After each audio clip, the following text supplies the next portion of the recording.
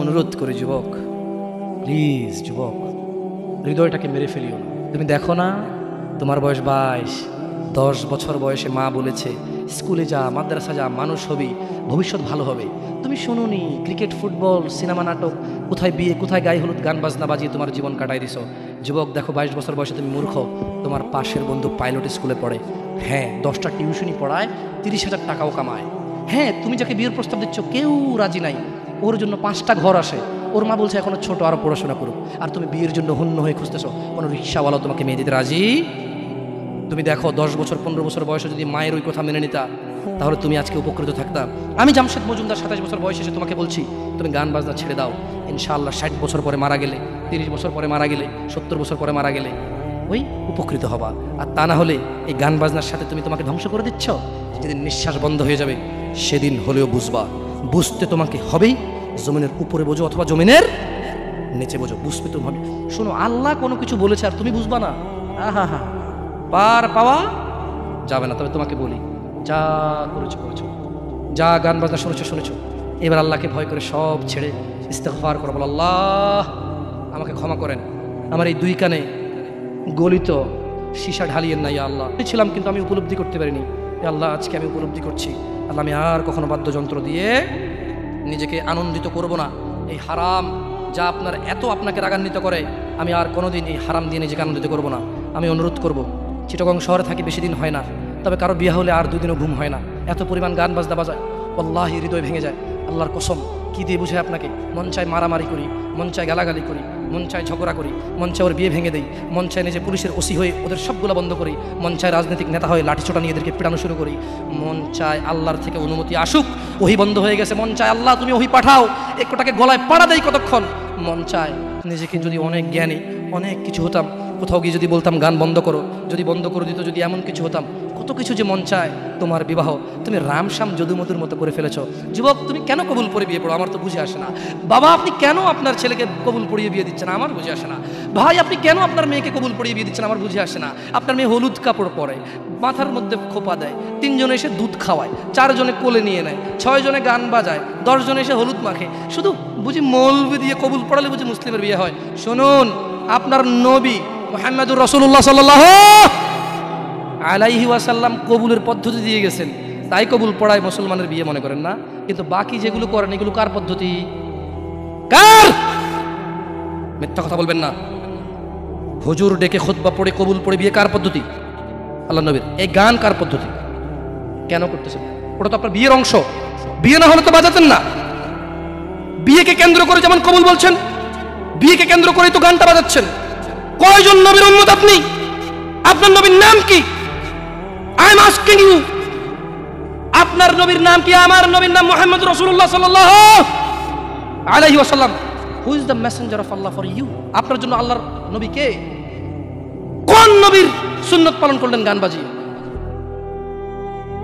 আপনার জন্য আমার বিল্ডিংটা ভেঙে পড়বে, বলে রাখি ছাড়বো না। আল্লাহ তুমি আমার ভাইদেরকে হিদায়াত দাও ইয়া আল্লাহ, ছাড়বো না। এই যে ভূমিকম্প হলো আপনার গান বাজনা বাজানোর কারণে। মুহাম্মদ সাল্লাল্লাহু আলাইহি ওয়াসাল্লাম কি মিথ্যা কথা বলে? কারা কারা হাত তোলেন তো, যে মুহাম্মদ সাল্লাল্লাহু আলাইহি ওয়াসাল্লাম জানে না, মুহাম্মদ সাল্লাল্লাহু আলাইহি ওয়াসাল্লাম জানে না, এরকম কারা কারা স্বীকার করে? আল্লাহ নবী বলেছে যখন বাদ্যযন্ত্র বেড়ে যাবে, গায়িকারা সম্মুখে এসে নাচবে, তুমি অপেক্ষা করো, পাহাড়গুলো কেঁপে উঠবে, পৃথিবীটা নড়ে উঠবে। জালজালা ইযা জুলজিলাতিল আরদু জিলজালাহা, যখন পৃথিবী প্রবল কম্পনে প্রকম্পিত হবে।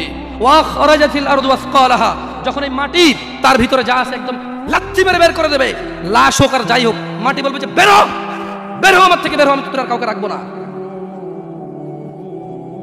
ওয়াকাল আল ইনসান, মানুষ বলবে মালাহা মালাহা, পৃথিবীটা কি হলো, এই মাটির কি হলো, কেন সে কবরগুলো লাশগুলো বের করে দিচ্ছে, কেন সে স্বর্ণ মতি হীরা মানিক্য বের করে দিচ্ছে, মালাহা এর কি হলো, কেন পাহাড় নড়ে উঠছে, কেন পাহাড় ভেঙে চূর্ণ বিচূর্ণ হয়ে যাচ্ছে?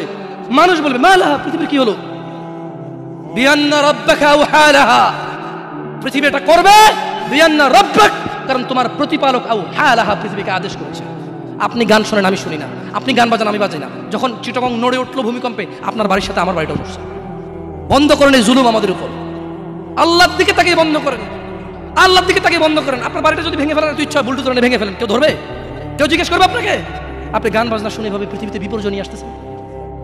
ইত্তাকিল্লাহ হাক্কা তুকাতিহ, আল্লাহকে ভয় করুন যেভাবে ভয় করা উচিত। ইয়া শাবাব, আহলুল মুনাফিক, নামধারী কিছু মুসলমান, এদের ফাঁদে পা দিও না। তারা চায় তোমরা নেশায় মত্ত হয়ে তোমরা তোমাদের জীবনটাকে জাহান্নামে উজাড় করে দাও। তারা চায় তোমরা শয়তানের ফাঁদে পা দিয়ে তোমরা আল্লাহ দ্রোহিতা এবং রাসূল দ্রোহিতায় মেতে ওঠো। অথচ আল্লাহ চায় তোমরা সফলতার দিকে আসো, আল্লাহ চায় তোমরা আল্লাহর ক্ষমার দিকে আসো, তোমরা সফল হও, আল্লাহ চায়। আল্লাহ সুবহানাহু ওয়া তাআলা বলেন, ইয়া আইয়ুহাল্লাযীনা আমানু ইন্নামাল খামরু ওয়াল মাইসির ওয়াল আনসাব ওয়াল আজলাম রিজসুম মিন আমালিশ শাইতান ফাজতানিবুহু লাআল্লাকুম তুফলিহুন। হে তোমরা যারা ঈমান এনেছো, মদ, জুয়া, মূর্তি পূজার বেধি ও ভাগ্য নির্ণয় গণকের কাছে যাওয়া শিরক, গণকের কাছে যাওয়া শিরক। ভাগ্য নির্ণয় করার শর্ত কেবল ঘৃণার বস্তু, শয়তানের কাজ, কাজেই তোমরা সেগুলো বর্জন করো। ফাজতানিবু, কাজেই তোমরা সেগুলো বর্জন করো। ইয়া শাবাব, হে মানুষ, তোমরা মদ, জুয়া, গান, বাজনা, ভাগ্য নির্ণয় করে এরকম জিনিস থেকে বেঁচে থাকো। আল্লাহ বলছেন যে রিজসুম মিন আমালিশ শায়তান, এগুলো শয়তানের কাজ, এগুলো ইবলিসের কাজ। ফাজতানিবু, আল্লাহ বলছে হে আমার বান্দারা, ফাজতানিবু, এগুলো থেকে বেঁচে থাকো। কেন? লাআল্লাকুম তুফলিহুন, যাতে তোমরা জিতে যাও, যাতে তোমরা সফল হও, যাতে তোমরা জান্নাতি হও, যাতে তোমরা ভয়াবহ আগুন থেকে বেঁচে যাও। জাহান্নামের আগুন কি? নাযাআতাল লিশশাওয়া, চামড়া খসে দেবে, এটা হচ্ছে জাহান্নামের আগুন। জাহান্নামের আগুন থেকে বাঁচার দরকার আছে না নাই? এইভাবে এলোমেলো চলাফেরায়, শুক্রবারের নামাজে গিয়ে বাকিও সব বাদ দিয়ে নামাজও পড়বো, শুধু খাবো। আরে বাস্তবতা এমন, এখনকার ঘুষখোররা বলে যে শোনেন 3 লাখের নিচে হবে না, আপনাকে বুঝতে পারতেছি না, জোরের টাইম চলে যাচ্ছে, দিলে দিন না দিলে যায় নামাজ যাই। বড় আশ্চর্য, বড় আশ্চর্য। আরে ভাই, নামাজ আল্লাহর সাথে অপরাধ, ক্ষমাকারী কে? জানা আল্লাহর সাথে অপরাধ, ক্ষমাকারী কে? মদ পান আল্লাহর সাথে অপরাধ, ক্ষমাকারী কে? কিন্তু যার থেকে ঘুষ নিছেন, এটা কি আল্লাহর হোক না মানুষের হোক? ক্ষমাকারী কে? মানুষ, আল্লাহ না। আল্লাহ ক্ষমা করবে না, আল্লাহ নিজের উপরে হারাম করে দিয়েছে এটা। আপনি যদি বলেন যে আমি 3 দিন ভাত খাবো না, পারবেন? এই ওয়াদার উপর থাকতে পারবেন? নাকি খিদের জ্বালা খেতেই হবে? আল্লাহ এতটাই ক্ষমতাবান, তিনি যদি বলেন যে আমি এটা করবো না, তিনি এটা না করে থাকতে পারেন। অনেকে বলে যে আল্লাহ চাইলে পুরুষেরটাকে মহিলা বানাইতে পারবে। আমরা বলি যে আল্লাহ চাইলে সবই পারবে, কিন্তু আল্লাহ এখানে বলেছে যে আমি চাইবই না এটা। আর আল্লাহ এত ক্ষমতাবান, আমি এটা করবো না বলে পৃথিবীর কেউ জোর করে ওনাকে করাইতে পারবে না। আমরা কথা বুঝতে পারছেন? এই জন্য মানুষের হক যে নিচ্ছেন আপনারা, আল্লাহ ক্ষমা করবে না। তো প্রশ্ন, আল্লাহ এত ক্ষমতাবান, আল্লাহ ক্ষমার মালিক না আল্লাহ? আল্লাহ এই ক্ষমতাটা তার বান্দাকে ভালোবেসে দিয়ে দিছে। হ্যাঁ বান্দা নে, তোকে দিয়ে দিলাম ইখতিয়ার, আমি আল্লাহ মিথ্যা কথা বলি না। তোর হক যে খাবে, তুই মাফ করলে সে মাফ পাবে, আমি মাফ করবো না। আমি দাখিলি দিব না জায়গায়, কি করবে না? আমি না কি গলাবো না। লা ইলাহা ইল্লাল্লাহ, সুবহানাহু, তিনি পবিত্র। তো তারা চায় তোমরা মদ, জুয়া, নেশায় ব্যতিব্যস্ত হয়ে থাকো। নামধারী মুসলিমরা চায়, মুনাফিকরা চায় এটা। কাফেরদের দোষ দিয়ে লাভ নাই, 90% মুসলমান দেশ, আপনারাই তো বলেন। তা কাফের কি করে? এখানে মদের আড্ডার মালিক মুসলমান, এখানে গানের আড্ডার মালিক মুসলমান, এখানে ডিস কেবলের মালিক মুসলমান, এখানে মানুষ মারে মুসলমানের কথা, এখানে মানুষ বাঁচায় মুসলমানের কথা, এখানে দুজনে যায় উঠা নিয়ে চলে আসে কাউকে মুসলমানের কথায়, মুসলমানের বাড়ির নিচে মসজিদ, মুসলমানের দোকানের উপরে মসজিদ, মুসলমানের ঘরের পাশে মসজিদ। মুসলমান নামাজ আসে না, কাফের দোষ দিবেন কিভাবে আপনি? সবই তো মুসলমান। তো এরা কি মুসলমান না মুনাফিক? এরা মিথ্যাবাদী। কি আপনারা মনে কষ্ট নিচ্ছেন যে আমাদেরকে গালি দিয়ে গেল? ওয়াল্লাহি ওয়াল্লাহি ভুল বুঝিয়েন না। আমি এই কথাগুলো বলে বোঝাতে চাচ্ছি, আপনি যে নামাজ পড়েন না, এটা ছাড়া বিকল্প নাই। আমি বলি না যে আপনি খারাপ জাহান্নামে চলে যাবেন, না। আপনার মালিক কে? তিনি যদি আপনাকে জান্নাত দেয় ক্ষমা করে, কেউ ঠেকাইতে পারবে? কিন্তু মনে রাখবেন, তিনি মিথ্যা কথা বলেন না। তিনি বলে দিয়েছে তিনি কাদেরকে জান্নাত দেবে। উনি পৃথিবী পরিচালনা করেন একটা নিয়ম শৃঙ্খলায়। কিভাবে? একটা নিয়ম শৃঙ্খলায়। বুঝে আসছে না? আসে নাকি? যাই হোক, ইবনে আব্বাস রাদিয়াল্লাহু আনহুমার বর্ণনায় রাসূল সাল্লাল্লাহু আলাইহি সাল্লাম বলেন, আল্লাহ তাআলা মদ, জুয়া, তবলা, সারেঙ্গি হারাম করেছেন। তিনি আরও বলেন, নেশাগ্রস্ত করে এমন প্রত্যেক বস্তু হারাম। মুসনাদে আহমদ ও আবু দাউদ এসেছে। এছাড়াও বহু প্রমাণ ও নির্ভরযোগ্য হাদিস রয়েছে যাতে গান, বাদ্যযন্ত্র হারাম ও নাজায়েজ। বলা হয়েছে এই ব্যাপারে বিশেষ সতর্কবাণী রয়েছে ও কঠিন শাস্তির ঘোষণা করা হয়েছে। রাসূলুল্লাহ সাল্লাল্লাহু আলাইহি সাল্লাম বলেছেন, আমার উম্মতের মধ্যে এমন সম্প্রদায় হবে যারা জানা, ব্যভিচার, রেশমি কাপড় ব্যবহার, মদ পান ও ও গান বাদ্যকে হালাল করবে। আপনি আপনি আপনি খেয়াল করে দেখেন, আল্লাহ নবী ভবিষ্যৎবাণী দিয়ে গেছে যে আমার উম্মতের মধ্যে এমন কিছু লোক বের হবে যারা দাঁড়িয়ে থাকবে, 60 বছর বয়স হবে, মসজিদের সভাপতি হবে, স্কুলের সভাপতি হবে, অথবা কোনো পতি হইল না, কারো পতি হইল না, এমনি মানুষ ভিক্ষা করে হলো বিয়ে করে গান বাজার ব্যবস্থা করবে। ভিক্ষা করে হলো গান বাজার কি করবে, ব্যবস্থা করবে। নাহলে নাকি বিয়ে হচ্ছে না, নাহলে কি হচ্ছে না, বিয়ে হচ্ছে না। ওয়াল্লাহি যত পোলা তার বিয়েতে গান বাজা, বাবা জীবিত, এই বাবা দায়ী। যদি ওই বাবা বিয়েতে উপস্থিত থাকে, বাবা ছেলেকে ডাইরেক্ট বলবে, শোনো তোমার যৌবন আছে, তোমার ইনকাম আছে, তোমার ক্ষমতা, তুমি গান বাজনা বাজাবা। আমি বাবাকে আল্লাহ ক্ষমতা দিছে, আল্লাহকে আমি রাজি থাকবো না, তোমার বিয়ে হবে না। মেয়েকে বলবেন তোর বিয়ে হবে না, তুই গায়ে হলুদে যাবি। মানে আমি খালি এখান থেকে সরে যাই আর বলবো যে এইটা আমি বিয়েতে থাকবো না, এই বিয়ে হারাম, গান বাজনা বাজতেছে, গায়ে হলুদ হচ্ছে, আমি বিয়েতে থাকবো না, এটা আল্লাহ আমার পাওয়ার দিচ্ছে। তুই মক্কার ইমাম মানে যদি বিয়ে পড়াস আর আমি না রাজি না থাকি, তোর বিয়ে হারাম। বুঝাচ্ছে না, আসে নাই? পোলাই যদি মাইয়ে যদি নিজের পাওয়ার ইস্তেমাল করে, আপনিও নিজের পাওয়ার ইস্তেমাল করেন। বলেন যে কি পাওয়ার দেখাস রে আমার সাথে, আমি তোর বাপ, কি পাওয়ার দেখাস তুই, তুই আমাকে জাহান্নামে নিয়ে যাবি? নো, ফেরাউন পারেনি, নমরুদ পারেনি, আবু জাহেল পারেনি, আবু লাহাব পারেনি। তুই আমার জন্মের ছেলে, তুই এমন কাজ করবি আমাকে জাহান্নামে নিয়ে যাবি? না, আমি তোর সাথে একমত না, এই কাজে আমি নাই, এই কাজে আমি। বলতে পারবেন? বলতে পারবেন? দেখুন, বলতে পারেন আর না পারেন, এখানে স্বীকৃতি দেন আর না দেন, বলা উচিত। যাই হোক, রাসূলুল্লাহ সাল্লাল্লাহু আলাইহি সাল্লাম বলেন, যে ব্যক্তি দুনিয়াতে মদ পান করবে তার যে ব্যক্তি দুনিয়াতে মদ পান করবে ও তওবা করবে না, সে আখিরাতে তা থেকে বঞ্চিত থাকবে। দেখুন দিনী ভাইরা, জিনা ব্যভিচার এত পরিমাণ বেড়েছে। হে মুসলমান, হে মানুষ, মুনাফিকের ফাঁদে পা দিও না। তারা চায় তোমরা বেহায়াপনা, নির্লজ্জতা, নোংরামো, অশ্লীল চরিত্রকে আপন করে নাও, যা তোমাদের দুনিয়া ও আখিরাতকে সম্পূর্ণ ধ্বংস করে দিবে, যা তোমরা তোমার নিজের ও তোমার ভবিষ্যৎ প্রজন্মের দুনিয়া ও আখিরাত অন্ধকার করে দেবে। এই ব্যাপারে আল্লাহ সুবহানাহু ওয়া তাআলা সূরা আল ইসরা বলছেন, ওয়ালা তাকরাবুজ জিনা, তোমরা জানার কাছেও যেও না, ইন্নাহু কানা ফাহিশাতাও ওয়া সাআ সাবিলা, নিশ্চয়ই এই জিনা ব্যভিচার, নিশ্চয়ই এই জিনা ব্যভিচার, নিশ্চয়ই এই জিনা ব্যভিচার অশ্লীল, অশ্লীল, অশ্লীল, অশ্লীল, নিকৃষ্ট, নিকৃষ্ট, নিকৃষ্ট আচরণ। রাসূলুল্লাহ সাল্লাল্লাহু আলাইহি সাল্লাম বলেন, জিনাকারী ব্যক্তি যখন সে জিনা করে ওই সময় তার ঈমান থাকে না। চোর যখন চুরি করে ওই সময় সে মুমিন থাকে না। মদখোর, নেশাগ্রস্ত লোক যখন সে নেশা করে ওই সময় তার ঈমান থাকে না। চিন্তা করে দেখেন তো, মদ খাওয়া অবস্থা মারা গেলে কি হয়ে মরলেন বলেন তো? যতই হজ করেন কি হয়ে মরলেন? হজ করতে কে বলছে? আল্লাহ। হজ করতে কে বলছে? মুহাম্মদ সাল্লাল্লাহু আলাইহি সাল্লাম। নামাজ পড়তে কে বলছে? আল্লাহ। নামাজ পড়তে কে বলছে? মুহাম্মদ সাল্লাল্লাহু আলাইহি সাল্লাম। ওই একই মুহাম্মদ সাল্লাল্লাহু আলাইহি সাল্লাম বলছে, চোর চুরি করার সময়, মদখোর মদ খাওয়ার সময়, জিনাকারী ব্যক্তি যতক্ষণ ওই মহিলার সাথে থাকে এর ঈমান কি? বলেন কতদিন বাঁচবেন? কে আছেন বলতে পারেন? আবারও পাইলাম না। আমি ভাবছি এতক্ষণ ওয়াজ শোনার পর একটু সাহস হবে, বলবো যে আমি এতদিন বাঁচবো। তো যে জিনা করতে গেলেন তার মানে গ্যারান্টি আছে যে যা জিনাটা না করে চলে আসবো, তারপরে মরবো তওবা করে, না? এরকমই তো কিছু নাকি? আল্লাহ আমাদেরকে বুঝার তৌফিক দান করুন। দেখুন দিনী ভাইয়েরা, আল্লাহ সুবহানাহু ওয়া তাআলা বলছে যে নিশ্চয়ই তোমাদের ধন সম্পদ ও তোমাদের ছেলে সন্তান তোমাদের জন্য পরীক্ষা এবং তোমাদের শত্রু। কিছু কিছু ক্ষেত্রে ছেলে সন্তান ধন সম্পদ কি শত্রু। যে এই ছেলের জন্যই তো রেপ করে আসছে, আপনি বলছেন যে না আমার ছেলে নির্দোষ। 5 লাখ টাকা উকিলকে দিয়েছেন, 10 লাখ টাকা অমুককে দিয়েছেন, 3 লাখ টাকা অমুককে দিয়ে একটা মেয়ের জীবন নষ্ট হয়ে গেল, আপনি পরোয়াই করেননি। কার জন্য এটা করেছেন বলেন তো? আপনার নিজের জানা করার কারণে নাকি ছেলে? নিজের জন্য না ছেলের জন্য? হ্যাঁ, তো বলেন এই ছেলে কি শত্রু না মিত্র?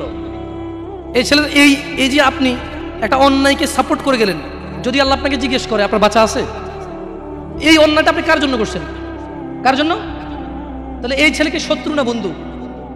এই জন্য দিনী ভাইয়েরা, আমি এতক্ষণ থেকে আপনাদেরকে কিছু নসিহত করেছি, আপনাদেরকে বলে রাখি, আপনি শুধু আপনি না, এই পৃথিবীতে যত মানুষ আর জিন আছে সব যদি একসাথে হয়ে ফন্দি করে যুক্তিশলা পরামর্শ করে আল্লাহ দ্রোহিতা, আল্লাহ বিরোধী কাজ করে, আল্লাহর কিছুই যায়? জোরে বলেন তো, আল্লাহর কিছুই যায়? এই পুরো পৃথিবীর মানুষ এবং জিন সবাই যদি একসাথে কোনো গুনাহ না করে, শুধুই আল্লাহর অনুগত্য করে, আল্লাহর যেই ক্ষমতা, আল্লাহর যেই মহত্ব, কিছুই বাড়বে কিছুই বাড়াইতে, কিছুই কমাইতে পারবেন না। আপনাকে একটা কথা বলব, নিজেকে বেশি অপরাধী মনে করিয়েন না। আপনি এত ভালো আল্লাহ পেয়েছেন, আপনি এত ভালো রব পেয়েছেন। বনি ইসরায়েলের একজন লোক 99 জন লোককে হত্যা করলো। তারপর সে চিন্তা করলো আমার ভালো হওয়া উচিত, ক্ষমা পাওয়া উচিত, জাহান্নামের আগুন থেকে মুক্তি পাওয়া উচিত। বাবা আমি এই জাহান্নাম সহ্য করতে পারবো না, কিভাবে আমি জাহান্নাম থেকে বাঁচব? তখন সে একজন জ্ঞানী লোকের খোঁজ নিল এবং জিজ্ঞেস করলো যে আমার কি ক্ষমা হবে? ওই লোকে বলল যে না না, তোমার তো ক্ষমা হবে না। একবার তারেও মেরে কতজন পূর্ণ করলো? কিন্তু তার হৃদয়ে যন্ত্রণা কমেনি। ওই যে একটা যন্ত্রণা, কি কাজ করলে আমি ক্ষমা পেয়ে যাব, কি এমন কাজ করলে আমি আল্লাহর আযাব থেকে রক্ষা পাবো। সে আল্লাহকে প্রচণ্ড ভয় পাচ্ছিল। অ্যাট দ্য সেম টাইম সে সিদ্ধান্ত নিয়েছিল যে সে আর হত্যাই করবে না, সে ভালো হয়ে যাবে, অন্যায় করবে না, সে অন্যায় করবে না। কিন্তু তার ভালো হওয়ার জন্য একটা গ্যারান্টি লাগবে যে কে আছে এমন যে আমাকে বলবে কি করলে আমাকে আল্লাহ ক্ষমা করে দেবে। ওই লোকটা যখন মারা যায় আল্লাহ তাকে জান্নাত দিয়েছে। কেন? সে ভালো হওয়ার ইচ্ছা পোষণ করেছে। আপনিও ভালো হওয়ার ইচ্ছা পোষণ করেন, করবেন তো ইনশাআল্লাহ। আর ভালো কখন হতে হবে? কালকে? কালকে কখন থেকে ভালো হতে হবে? না বিয়ের পরে। ভালো কখন থেকে হতে হবে? না চাকরির পরে। ভালো কখন থেকে হতে হবে? একটু দাঁড়িয়ে পাকার পরে, নাকি এখন থেকে? একটু নিজেকে প্রশ্ন করিয়েন, যখন বলবেন কালকে থেকে ভালো হয়ে যাব, মহা অন্যায় কথা। মানে আপনি নিশ্চিত গ্যারান্টি দিয়েছেন আপনি কালকে পর্যন্ত বাঁচবেন। এটা কত জঘন্যতম কথা না? আল্লাহ আমাদেরকে বোঝার তৌফিক দান করে দিন ভাইরা। একটা হাদিসে কুদসি শুনিয়ে চলে যাবো ইনশাআল্লাহ তাআলা। বক্তা এসে গেছেন মাশাআল্লাহ আলাইহি। আল্লাহ ইয়াহফাযহু ওয়া ইয়াহফাযকুম। আল্লাহ সুবহানাহু ওয়া তাআলা ফেরেশতাদেরকে ডেকে বললেন। কাকে? কাকে ডেকে বললেন? ফেরেশতাকে। যে হে ফেরেশতারা, আমার কোনো বান্দা সে যদি গুনাহ করার ইচ্ছা করে, কি করার ইচ্ছা? তুমি লেখিও না।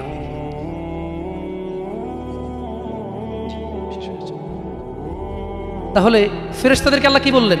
আমার কোনো বান্দা গুনাহ করার ইচ্ছা করলে তোমরা তা লেখিও না, যতক্ষণ পর্যন্ত সে না করে। যখন সে এই অপরাধ করে ফেলে তোমরা লেখিও, বাড়তি লেখিও না, যতটুকু করেছে অতটুকুই লিখবা। কিন্তু জানেন আল্লাহ আপনাকে কত ভালোবাসে? এই সেম আল্লাহ ফেরেশতাদেরকে বললেন, শোনো, আমার কোনো বান্দা যদি কোনো ভালো কিছু করার নিয়ত করে সঙ্গে সঙ্গে নেকি লিখে ফেলো। সুবহান। আমার কোনো বান্দা যদি ভালো কিছু করার নিয়ত করে সঙ্গে সঙ্গে লিখে ফেলো। সে এই কাজটা করা পর্যন্ত অপেক্ষা করার দরকার? সে নিয়ত করছে এটা করবে, মাদ্রাসা দান করবে, মাহফিলে দান করবে, মসজিদে দান করবে, সিগারেট ছেড়ে দেবে, এখন থেকে ছেড়ে দিছে, প্রতিজ্ঞা নিছে, এখন থেকে মদ খাওয়া ছেড়ে দিছে, এই এখন এই মাহফিলে প্রতিজ্ঞা নিছে, ইনশাআল্লাহ তাআলা ফজরে আমার যা হয় হয়, মসজিদ আমার চেহারা দেখবে, আমি মসজিদের চেহারা দেখব। আল্লাহ বলছে যে ফেরেশতা লিখে ফেল, লিখে ফেল। এখন কিন্তু ফজর হয়নি, তো এই লোকটা এরকম প্রতিজ্ঞা করে যদি সে মসজিদে ফজরে উপস্থিত হয়ে যায়, যদি সে মদের বোতল আসলো কিন্তু খেলো না, জুলুম করার সুযোগ আসলো কিন্তু করলো না, সে এবার এই ভালো কাজটা বলে করেও ফেলছে, রাইট? আল্লাহ বলেন যে ফেরেশতা বাড়ায় লেখ, 10 থেকে 700 গুণ বাড়িয়ে দে। ইয়া আল্লাহ, ইয়া আল্লাহ, আমরা তো এতটা অপদার্থ হয়ে গেছি, এতটা নিমুখারাম নাফরমান হয়ে গেছি, ভালো কিছু করার নিয়ত করি না। কোন হুজুর আসা ঠিক কিনা, সবাই ঠিক, তারপর শেষ, সব শেষ। না, আমাকে ঠিক বলতে হবে না, এখানে সবাইকে শুনে ঠিক বলতে হবে না, আপনি ঠিক হয়ে যান। আল্লাহ আমাদেরকে বোঝার তৌফিক দান করুন।